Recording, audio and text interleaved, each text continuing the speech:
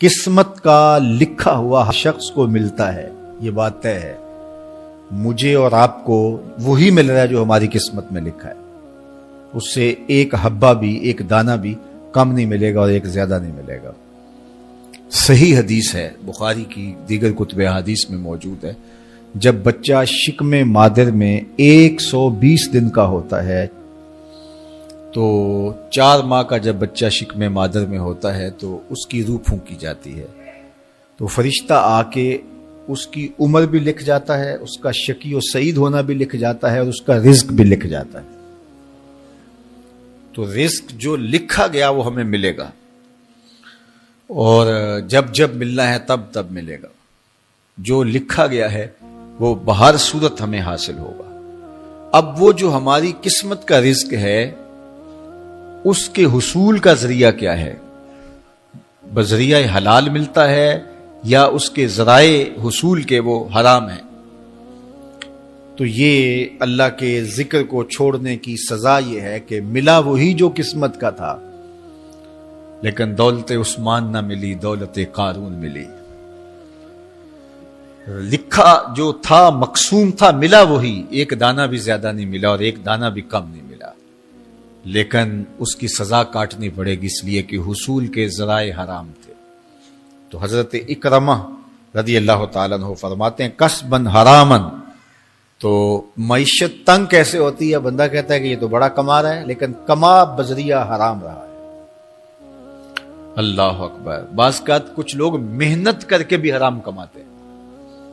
ہم نے دیکھا کہ اس گرمی میں جو لوگ مزدوری کرتے ہیں اور بالخصوص لوہے کی بھٹی پہ جو کام کرنے والے ہیں، کتنا سخت کام ہے، لیکن وہاں بھی جو ہے وہ چاہے 15-20 منٹ جو ہے وہ خیانت کر کے اپنے اس رزق کو حرام بنا لیں اور ناجائز کر لیں، اتنی مشقت کے باوجود بھی کیتی کتری پئی خو محمد تے سکہ بنیا زردہ۔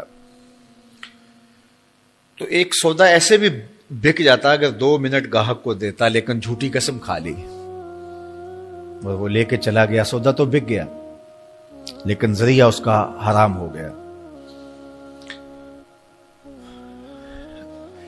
یہ ذرا دیکھیے، جھوٹی قسم کھانے والے کو اللہ نظر رحمت سے بھی نہیں دیکھے،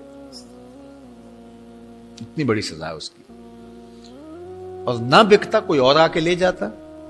جو قسمت میں لکھا ہے وہ تو آپ کا ہر صورت میں ہوگا، لیکن کچھ لوگوں کو اللہ کے ذکر کو چھوڑنے کا نتیجہ یہ ملتا ہے کہ پھر وہ ان کے ذرائع آمدنی جو ہوتے ہیں، محنت کے باوجود بھی کسب حرام ہو جاتا ہے کسی نہ کسی وجہ سے۔ کئی لوگ دودھ اکٹھا کرتے رہتے ہیں، آخر میں ایک قطرہ پیشاب کا ڈال دیتے ہیں۔ سادہ مثال آپ کے سامنے رکھو، کتنی محنت سے وہ کیا تھا، تو اپنی ساری محنت کو ضائع کر دیتے اور حرام کا ٹانکا لگا دیتے، ایک قطرے سے وہ سارا ضائع کر بیٹھتے۔ تو یہ اللہ کے ذکر سے منہ موڑنے کا نتیجہ ہے۔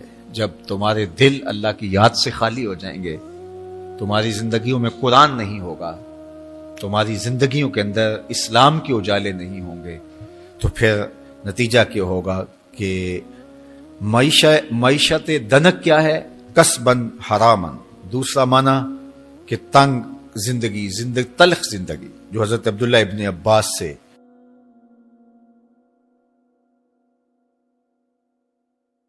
یہ امت خلیفہ بلا فصل، خلیفہ اول، امیر المومنین حضرت سیدنا ابو بکر صدیق رضی اللہ تعالیٰ عنہ کی مرہون منت ہے، ان کی احسان مند ہے۔ اقبال نے کہا تھا امن الناس بر مولائے ما، کلیم اول سینائے ما، ہستی او کشت ملت راچوں ابر، ثانی اسنین و غار و بدر و قبر۔ کہتے ہیں کہ وہ شخص جس نے ہمارے آقا و مولا پہ سب سے زیادہ احسانات کیے، اور میرے آقا کریم نے ارشاد فرمایا میرے اوپر جس نے بھی کوئی نیکی کی میں اس کا بدلہ چکا دیا دنیا پر ہی، لیکن ایک ابو بکر ایسے ہیں جن کی نیکیوں کا بدلہ قیامت کے دن رب ہی چکائے گا۔ یہ حضور علیہ السلام نے ارشاد فرمایا۔ اور پھر میں ما نفعنی مال احد قط، ما نفعنی مال ابی بکر مجھے کسی کے مال نے اتنا نفع نہیں دیا جتنا ابو بکر کے مال نے نفع دیا. اپنا سب کچھ حضور کی راہوں میں نچھاور کر دیا، مال پیش کیا، جان پیش کی، اولاد پیش کی، وقت دیا، ایک ایک سانس حضور کے نام کر دی. کہتے ہیں حضور علیہ السلام کا سایہ نہیں تھا، لیکن ابو بکر رضی اللہ تعالیٰ عنہ سایہ بن کے حضور کے ساتھ رہے، سائے کی طرح حضور کے ساتھ رہے. بدر کے ساتھی، حضر کے ساتھی، سفر کے ساتھی، غار کے ساتھی، حد ہو گئی مزار کے ساتھی. اللہ اکبر. ایک دن حضور ایسے نکل رہے ہیں مسجد نبوی سے تو کوئی لوگ داخل ہو رہے تھے، تو حضور کے دائیں ہاتھ میں ابو بکر کا ہاتھ تھا، بائیں میں حضرت عمر کا ہاتھ تھا. تو حضور ایسے دونوں کے ہاتھ پکڑ کے باہر نکل رہے تھے، تو کسی کو اندر آتے دیکھا تو اس کو دیکھ کر کے کہا قیامت کے دن ہم قبروں سے یوں ہی اٹھائے جائیں گے، میرے دائیں ہاتھ میں ابو بکر کا ہاتھ ہوگا، بائیں ہاتھ میں عمر کا ہاتھ ہوگا. اللہ اکبر. سیدہ کہول اہل الجنہ، جنت کے بوڑھوں کا سردار کہا. ابو بکر فی الجنہ، جنت کی بشارت دی. عشرہ مبشرہ میں سے پہلا نام حضرت ابو بکر رضی اللہ تعالیٰ عنہ کا ہے. فرمایا میرے 2 وزیر آسمان پہ ہیں، 2 وزیر زمین پہ ہیں. آسمان پہ میرے 2 وزیروں کا نام جبرائیل و میکائیل ہے، اور زمین پہ اوپر میرے 2 جو وزیر ہیں، ایک کا نام ابو بکر ہے، ایک کا نام عمر ہے. تو کیا شان ہے حضرت ابو بکر صدیق رضی اللہ تعالی. ہر نبی کا صحابی عظمتوں کے معراج پہ ہے، لیکن جو شان حضور کے اس جاں نثار کو دی گئی ہے، اللہ اکبر. قرآن نے بھی کہا نا وَثَانِيَ اثْنَيْنِ إِذْ هُمَا فِي الْغَارِ. اللہ اکبر. 2 میں سے دوسرا، اللہ اکبر. جب وہ غار میں تھے، 2 میں سے دوسرا. اس لفظ کی خوبصورتی ملاحظہ کیجئے، 2 میں سے دوسرا.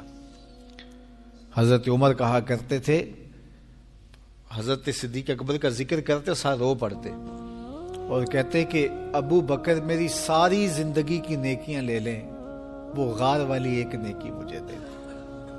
ساری نیکیاں زندگی کی ابو بکر لے لیں، ایک نیکی غار والی مجھے دے دیں. تو ان کی ساری نیکیاں ایک طرف اور ابو بکر کی ایک نیکی ایک طرف. اور حضرت عمر کہا کرتے تھے کاش میں ابو بکر کے سینے کا بال ہی ہوتا. کوئی کم شان ہے؟ یہ حضرت عمر کہہ رہے ہیں. یہ عمر جس کے بارے میں میرے حضور علیہ السلام نے فرمایا کہ میرے بعد اگر نبوت کا دروازہ بند نہ ہوا ہوتا، میرے بعد اگر کسی نے نبی ہونا ہوتا تو وہ عمر ہوتا. اتنی شانوں کے مالک. ان الشیطان یفر من ظل عمر، شیطان عمر کے سائے کو دیکھ کے بھاگ جاتا ہے. وہ عمر کہہ رہے ہیں کاش میں ابو بکر کے سینے پر ہوگا ہوا بال ہی ہوتا. یہ شان ہے، یہ عظمت ہے. سارے حضور کے صحابی عظمتوں کے معراج پر، لیکن ان کی شان ہی وکری ہے. کسی پنجاب شاعر نے کہا کہ سارے یار نبی دے سونے، نہیں کوئی اینا یاراں ورگا، نہ کوئی ہویا نہ کوئی ہوسی، اینا جان نثاراں ورگا، نہ اس دھرتی پیدا کیتا، اینا یاراں ورگا، اعظم شان صدیق کی دساں اکو یار ہزاراں ورگا. وہ عظمتوں کی کس معراج پہ امن الناس بر مولائے ماں، کلیم اول سینائے ماں، ہستی او کشت ملت راچو ابر، ثانی سنینو غارو بدرو قبر. بدر کے بھی ساتھی، قبر کے بھی ساتھی، مزار کے بھی ساتھی، غار کے بھی ساتھی. اور کھیت اسلام کی کھیتی کے لیے ابر بہار کی طرح برسے اور سیراب کر گئے. اور اس امت کے لیے انہوں نے جو کام کیا وہ انہی کا مقصوم